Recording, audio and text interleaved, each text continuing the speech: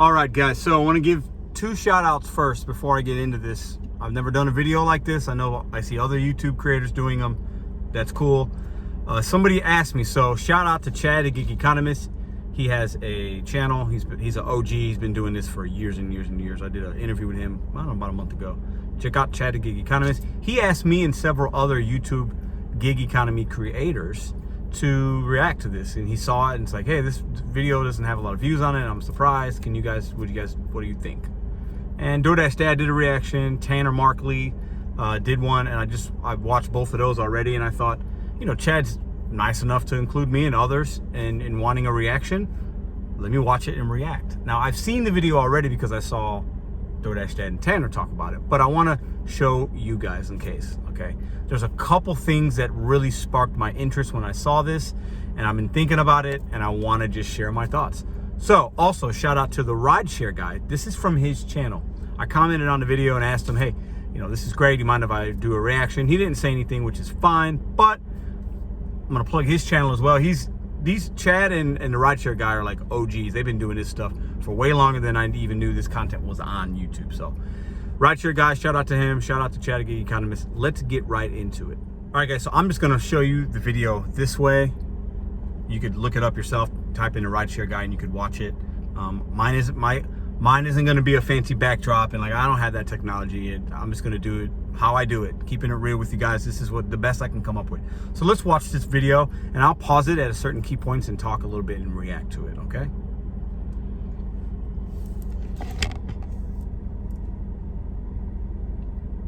So, you know, I have one last question about Dashers. We put a call out to our audience. They're very excited that I would be chatting with you. A lot of Dashers, obviously, as you mentioned, you know, in the past year, a lot of folks have signed up to Dash. And you know, there were a number of questions, but I feel like the main question that we got from our audience kind of revolved around what I'll call the accept screen, right? And really like the information that is provided to drivers upon accepting, you know, and obviously like, right, well, maybe not obvious, but right now, DoorDash provides kind of the total amount, including tips most of the time, and sometimes there's the opportunity for a bigger tip, which I don't know if you know this, but a lot of DoorDashers refer to this as hidden tips. So I'm curious, you know, kind of what is DoorDash, you know, and I know there have been some issues in the past, but like how is DoorDash thinking? I'm gonna pause it real quick. I'm sure you guys can hear it. There might be a glare, but I'm doing this in real time, okay? I don't want to wait. The first thing is, shout out to him for getting this guy. It's the president. The first thing that pops out to me, and I'm going to say some controversial things, I think, to some people, but I'm going to be real. I'm going to speak my mind. The first thing that pops out to me is he looks like every president that runs big companies. Agree to disagree. This man looks like the stereotypical president that works at a big company. That's the first thing that's the first thought I have. Like, yeah, it looks like I work for a guy like that. Okay, it's not to poke fun. It's a reality. Trust me. Do Google search for presidents of big companies in America. That's what they look like. Number one. Number two, when he asked him about the hidden tips, he kind of smiled and he leaned in. If you can see it on here or go back to the video, he leans in. Okay. There's 2 ways of thinking when somebody does that. When you lean into somebody, you're interested in what they're saying. That's the first thought. When I see him lean in, he's getting ready to, and he's formulating, how am I going to talk about this? How transparent am I going to be in this interview? The body language tells me everything I need to know, okay? Agree to disagree, but I could talk about that for hours, okay? So he's getting ready to answer the question about the hidden tips and transparency, and some of the things he says are laughable to me. So let's continue. About the information that they provide to drivers and sort of making sure that it's transparent enough, but at the same time, you know, I think ensuring like a reliable experience on driver and customer side. Yeah, ultimately for us, it's about providing the transparency that Dashers need to make an informed decision about whether they want to do that. Pause. For him, it's about providing transparency to Dashers to make an informed decision. I will say this. I like the DoorDash app compared to other ones for a lot of reasons. They show us the miles. We can unassign. We can decline a lot. They give us a lot of information. Merchant times are on there, which can be accurate or not, whatever. they give us a lot more information than Uber and Grubhub, from what I hear from Grubhub, and then what Postmates gave us, and those are the main four. They give us a lot of information. The miles one is a big deal, right?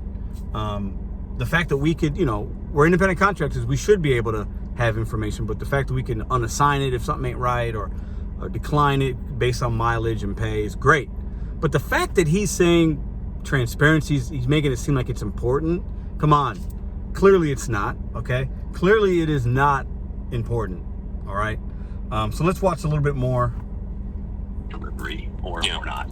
And so if you look at, it's got the subtotal of the order, it's got the restaurant, it's got the driving distance, and the Dasher, actually our data suggests that different Dashers have different philosophies. Some some are doing $1 per mile. Some are saying, oh, wait a minute, that restaurant, I don't like going to that restaurant because it's too slow. We won't name any names here, but there's definitely a few. Right. Well, it's really busy at different times of day, and Dashers learn that over the course of time. And so our job is to give enough information so that Dashers make an informed decision. Pause again. Dashers learn that over a course of time. What I hear is, Dashers are going to learn information from YouTube. They're going to learn it just by dashing even without YouTube. Oh, this restaurant's slow, or they talk to another Dasher. Oh, you're doing 1 mile ratio. You should probably do 2. Why? That's why they want more Dashers, because they want to kick the good ones out, and they want to bring the newbies in, because the newbies are going to take $3 and $4 and $5 orders all day and go 10 miles for $3. DoorDash wants those orders to be delivered, but they know the OGs and the ones that know what we're doing aren't going to deliver those orders. About, do I want to do that job or do I not?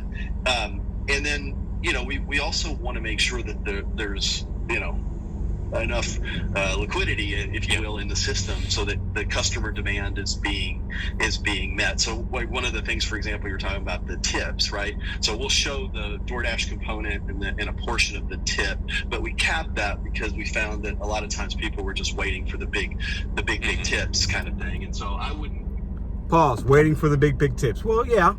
That's why some people are using the Para app or whatever app to help them find the hidden ones, the golden goose, the unicorns, right?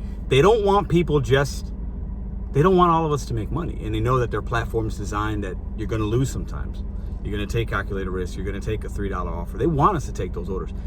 If all the $3 orders didn't get delivered, the platform would cease to exist. Okay? Because 25-30% of orders are $3. People don't tip.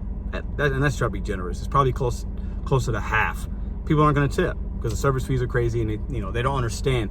For me, transparency, like I've said many times, starts with DoorDash giving it to the customer first, and then it will trickle down to us. That's my opinion. Agree to disagree. Let's watch a little bit more. I would characterize it differently. I would say it's you get the full tip amount always, but then sometimes there's a bonus, right? There's a surprise that you get money on the. And so one of the things we look very closely is how often people accept orders, and that, along with the philosophy of being transparent to Dashers, has served us well. I think if you compare our accept modal, which is what we call the screen you're talking about, to others in the industry, we have more information on that screen. I agree with that. What acceptance rate are you sort of hoping from Dashers on average, or what are you guys kind of tracking there? Yeah, it's not a number. We haven't disclosed that number. It's less about an overall acceptance rate. It's more about how quickly you can get the order accepted. If you follow me. So you're not expecting a perfect score here, because sometimes Dashers are like, I'm done. So you're going to get a no in that situation. Some Dashers are like, I don't want to go over there, so I'm going to go over here. So it's not a perfect science. What I'm looking for is making sure that the Dashers that quote unquote would normally accept because they think it's a good opportunity continue to do so. Yeah, I mean, I think this is actually really the challenge across the whole gig economy when you're hiring independent contractors and you sort of need to provide them with the total, or, a lot of information, right, about each job that they're accepting. And I think I agree with you. Like you mentioned, DoorDash does provide a lot more than other services, but at the same time, you kind of have to balance that, on an individual level as a dasher, if I see two different dashes and one pays a lot better or one's going to be a lot easier, I'm going to opt for that easier one, or the individual one. But over time, if I keep doing that too often, right, and every dasher keeps doing that too often, then it's not as reliable of experience on the customer side. And so I'm just curious how you think about like relaying, because I like to tell people, like, dashers and Uber drivers, like, we're selfish, right? Like, we think about what's best for ourselves in the moment. Pause. We should be selfish. We have to. I mean, we have to be selfish. DoorDash is being selfish. We're going to be selfish, and that's where there's the disconnect. When two people are trying to help each other, DoorDash needs us, and a lot of us need DoorDash to make money, right? But when both parties are selfish on the levels that we are, we run into these exact issues. And then when you couple that with a customer maybe being selfish because they don't want to tip, it is a complete triangle of a mess sometimes, right? A little bit more, and we'll show you guys the we rest. don't really care about like the aggregate, acceptance rate or, time to accept on average. So how do you kind of relay that and like kind of get us bought in to, hey, we got to do this for the integrity of the system, right? Well, I mean, ultimately we want to meet both needs. And so, you've probably seen we do. So there's the screen you're talking about, which illustrates the pay for that order. But we have other methods, right? So we'll have like bonus programs, for example, if you maintain a certain acceptance rate. If you do a set of deliveries in a row, type thing, you'll make more money as a result of that. And so those techniques are designed to bridge the gap that you're talking about. Let's pause it real quick because I haven't seen challenges. I've seen less peak pays than ever before. Bonuses, like since the beginning when I first started dashing. So I think they entice you. Most big companies do this. Any job you can think of, you get hired on and they want to make it as exciting as possible. And every Friday we have lunch in the break room that we pay for you guys. And they do it for a little bit. And hey, we do this and we do that. And you're going to get this sign-on bonus for joining our team. That stuff trickles away and then you just become a cog in their big machine. Okay. And they're going to entice new drivers with all the glitz and the glamour, but the bonuses and stuff, like, I don't see that stuff anymore, okay? And once you learn how to dash, you don't really need it, but the newbies, and there's a lot of us out here coming on the platform often, those are the ones that they dangle in that carrot, okay, in front of you, all right? Because they want you to take the crap offers. This company's not gonna exist if everybody stops taking $3 orders. I know I preach that because I believe it, but I also do that because they need to up the base pay. Anyways, let's get into the rest of this. To say, hey, like, we're going to help the dasher make more money in total, but maybe we were trying to get them to think outside of only the individual delivery. Still can make the decision on an individual basis, but the prize might be beyond the individual pay for that individual order. Yeah, and I think I like that method. I think that's the trend that I would like to see across the gig economy, where sort of the best drivers, the most loyal drivers, the highest rated drivers sort of get rewarded over time, and yet you still have the ability to, accept or reject. And, I think it's taken a little longer than I've hoped across other, not single out DoorDash, but other platforms and every platform, but it does seem like we're moving in that direction. So, all right, so he's got a full interview at some point because obviously that interview starts kind of, not from the beginning or whatever, and then maybe there's obviously more after, but he put that clip out there. I think that's a smart idea. People are talking about it. Go check his channel out. Shout out to the Rideshare Guy. I hadn't seen him before yesterday, so I subbed to him and I'll check out some of his older stuff. So the only other thing, my only other reaction is this, okay? It's two part. I'm happy that us YouTube creators can react to this and we're sharing knowledge. Knowledge is power, okay? The more knowledge you have, then you can make a decision for you, okay? Whether it's to use Para, not use Para, short trips, long trips, dashing for lunch or dashing for dinner, dashing full-time, dashing part-time.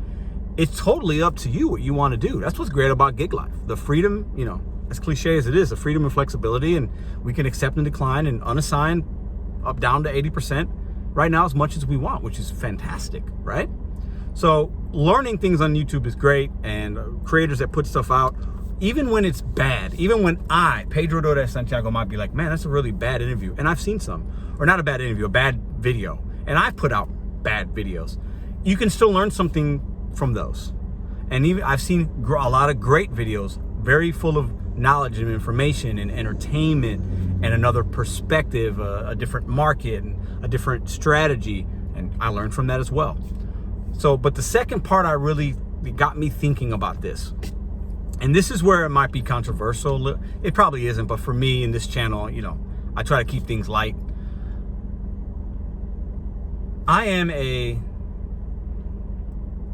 My mother and father weren't born in this country.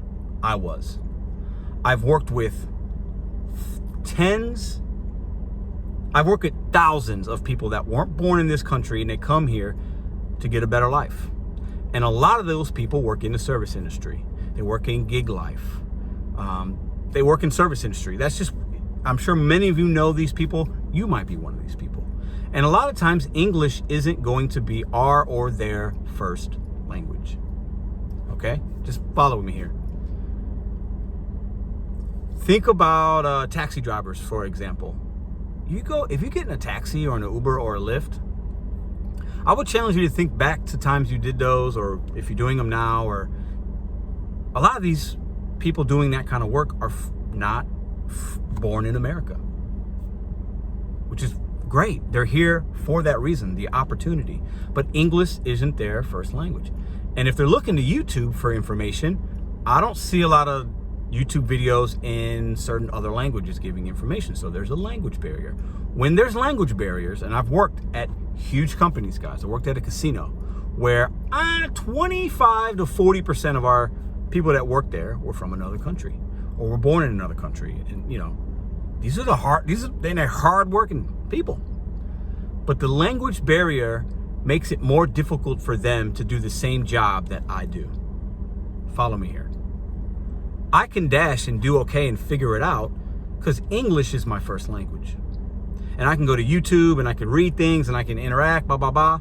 But if I'm somebody from Senegal, if I'm somebody from a part of Asia, if I'm somebody from Mexico, and there are a lot of people from these parts of the world doing this type of work and other service work, and English isn't my first language, I could maybe struggle. And I've seen them in my market. I see people that English is their second language out dashing on the street all the time. And I think, I could be wrong, my opinion is a lot of times those are the people taking the $3 and $4 orders, guys. Because English not being their first language, they think they have to maybe take everything, okay? And they think, and maybe they're grateful for that, which is fine. Maybe the way that they look at money could be very different. The way my mom and dad and my grandparents looked at money when they came to this country was going to be very different than the president of the DoorDash's family looks at money. I guarantee you that. I guarantee you that. Okay? So that's where it hurts my heart a little bit, because I feel like big companies take advantage of people that do work and English isn't their first language. I know it, actually. I know it.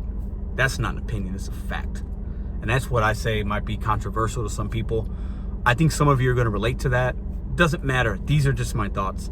When I watched that video, I thought my first thing was, he looks like every president that runs a big company. That's the issue for me, actually. It's not enough diversity at the top. You can't make change if there's not enough diversity at the top. That's a whole nother video, though. Whole nother video, okay? I'm passionate about these things. I'm sorry if it's coming off, but I don't care. I want to get it out.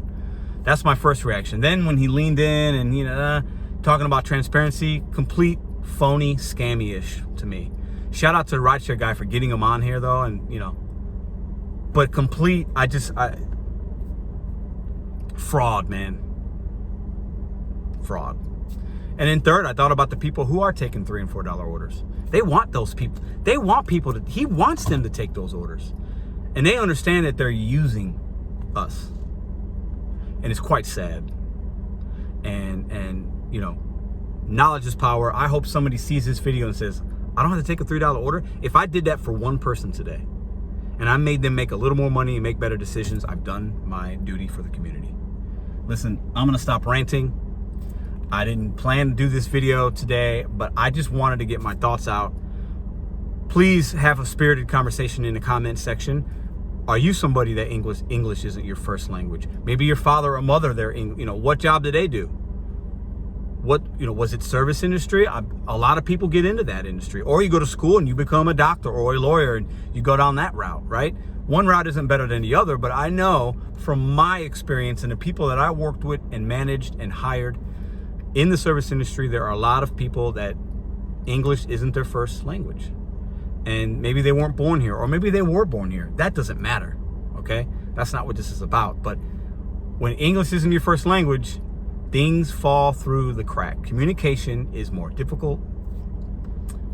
I believe DoorDash and a lot of big companies know that, and they want those type of employees. They do not want Pedro DoorDash Santiago as an employee. They don't. Maybe at a higher level, but not on the level that I'm at doing gig work. They don't. They don't want DoorDash Dad.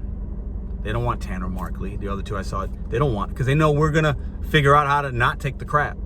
And we're going to make them money a little, but not as much as somebody else, if that makes sense. You guys are amazing. Bet on you, Seckles, one day at a time. And to all my people out there that weren't born in this country or are first or second generation, big ups to you. You, in a lot of ways, shape and mold this country as to what it is. Could be controversial. That's what I think. Maybe I lose some subs. I really don't care. But shout out to the people doing all this service work. I know it's not easy. Keep grinding. Bet on you guys. I love you guys. Cheers.